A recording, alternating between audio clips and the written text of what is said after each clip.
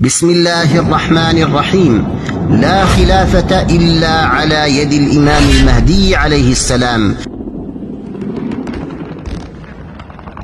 لا خلافة إلا على يد الإمام المهدي عليه السلام، فقد انفرط عقد منظومة الحكم الجبري، وتساقطت دوله الواحدة تلو الأخرى. وإذا أراد الله أن يعيد الإسلام عزيزا قصم كل جبار عنيد.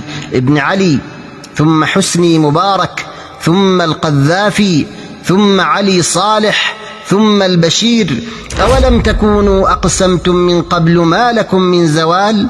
مات قابوس عمان، ومات صباح أمير الكويت، ويوشك النظام السعودي أن ينقض، ولا يخرج المهدي حتى لا يبقى قيل ولا ابن قيل إلا هلك، والقيل رئيس القوم. وأما حال التيارات الإسلامية فقد سقطت حركة الإنقاذ في الجزائر، ودولة الترابي في السودان، ودولة الطالبان في أفغانستان، ودولة الرايات السود في العراق وفي الشام، وأسقطت دولة الإخوان في مصر.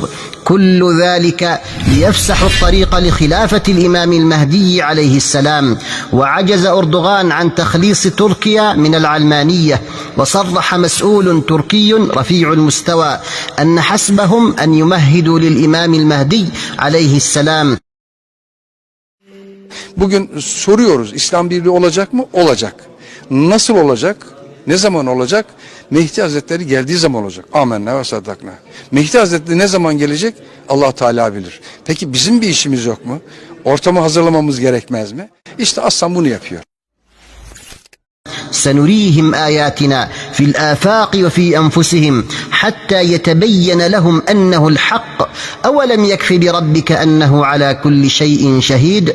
فالبديل قادم، وهو الإمام القائم عليه السلام. والله يؤتي ملكه من يشاء، وإن غدا لناظره قريب، والله غالب على أمره ولكن أكثر الناس لا يعلمون. زفوا البشائر في الدنا واستحضروا كل المنى، فأميرنا وإمامنا المهدي القرشي قد ظهر، المهدي اليماني قد ظهر. زفوا البشائر في الدنا واستحضروا كل المنى، فأميرنا وإمامنا المهدي القرشي قد ظهر، المهدي اليماني قد ظهر.